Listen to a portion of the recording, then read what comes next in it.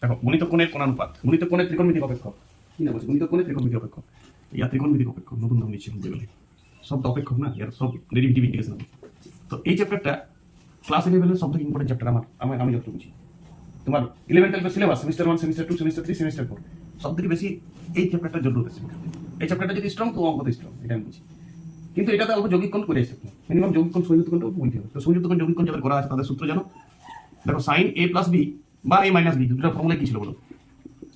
Sign a cos b plus cos a sin b। এখানে a b কোণের বৈশিষ্ট্য কি? a গ্রেটার দেন b, মানে a কোণটাকে আমি বড় কোণ ধরি। ধরো 75 আছে, তো তুমি 45-30 ভেঙেছো, 45 ডিগ্রি a কোণ ধরবে।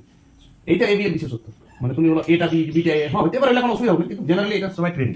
আর এটা মাইনাস হলে মাইনাস হয়। এখন আমি যদি a সমান b ধরি, বুঝার চেষ্টা করি, মানে b এর এগ্লোমেনি মার্কেট গোটাই a, তাই বলে এই সূত্রটাকে দুটো প্লাসের সূত্রটা যদি ধ্যান দাও, মাইনাস সূত্র মাইনাস সূত্র 0 হয়ে যাবে, ওটা বাদ দাও, ওর জন্য সূত্র নেই। a মাইনাস a মানে 0, তো a প্লাস a টা তো 2a হবে। আর দেখো এখানে sin a cos a sin a, তার মানে 2 piece sin a cos a হবে। কথা বুঝে আসছিল না? বুঝে আসছে। এইটা একটা সূত্র হয়ে গেল, sin 2 থাকলে 2 sin a cos a লাগিয়ে দেবে খরচ করে, মানে যৌগিক কোণ তো বিয়ের জায়গায় করে আছে আর কিছু না, কিন্তু অঙ্ক দুর্দান্ত আছে, সবই ঢঙ্গ হয়েছে। এবার দেখো cos এর যে সূত্রটা ছিল মনে, তুমি cos a প্লাস b সূত্রটা ধ্যান দাও, মাইনাস একটা বাদ দাও, প্লাস একটা ধ্যান দাও, বলো কি সূত্র ছিল জানেন তো সবাই? এটা তো সুরাজ সারা আমার মতো মনে থাকে সূত্রগুলো, একবার লিখলেই মনে হয়, আপনি মনে থাকে।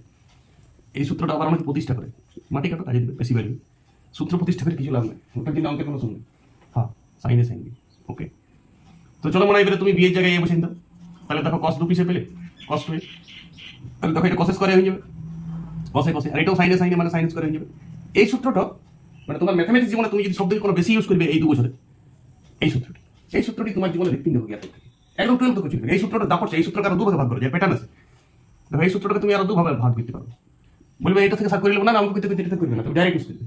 দেখো আমি যদি বলি sin স্কয়ার রাখবো না মার্কেটে, তাহলে এটা আরো 1 মাইনাস cos করে করা যায়, তাহলে তুমি এখান থেকে লিখতে পারো 2টা cos করে বিযুক্ত 1, ডাইরেক্ট প্রয়োগ করবে। এটা হঠাৎ আমাকে যেতে হতে পারে শুরু করছে এই সূত্রটাকে কেউ বলবে না আমি শুধু সাইনে নিয়ে যাবো না, তাহলে বলো cos 2 এর সমান যদি সাইনে নিয়ে যাবো তাহলে 1 মাইনাস 2 sin স্কয়ার হবে। এটা দেন অনেক সময় 2 sin স্কয়ার 2 cos করে থেকে আবার 1 প্লাস cos 2 করতে হয়। কথা বুঝেছিস না? বুঝেছিস? 2 cos করে থেকে 1 প্লাস cos 2, এটাও তোমার কাজে লাগতে পারে। তুমি বলে আমি তো বাইক করে নেবো, বাইক করার সময় দিবে না, তোমাকে দেখাবো আমি কথায় কথায়, তোমাকে ডাইরেক্ট অ্যাপ্লিকেশন করতে হবে, ইন্টিগ্রেশন অফ দ্য কাটিয়ে দেবে, ডেরিভেটিভ অফ দ্য কাটিয়ে দেবে।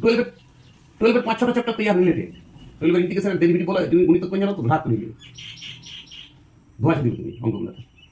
এবার দেখো টেনের সূত্রটা তো আর বলতে হবে না, টেনের সূত্রটা এত খেয়েছে গণিত কোণ, এই দুটো সূত্র গণিত কোণে বুঝতে পারছো তো? এইটা বক্স বানাইলাম আর এই বক্সটা বানাইলাম, দুটো এখন সূত্র দিলাম, দুটার আবার ছোট ছোট ভাগ আছে বিভিন্ন। cos 2 এর সূত্রটা অনেক ভাগ করা যায়, সেটা বই সূত্র দিয়েছো ভালো করে। চলো আমি এই দুটো সূত্র এখন ধ্যান দিলাম তোমরা। এবার দেখো টেনের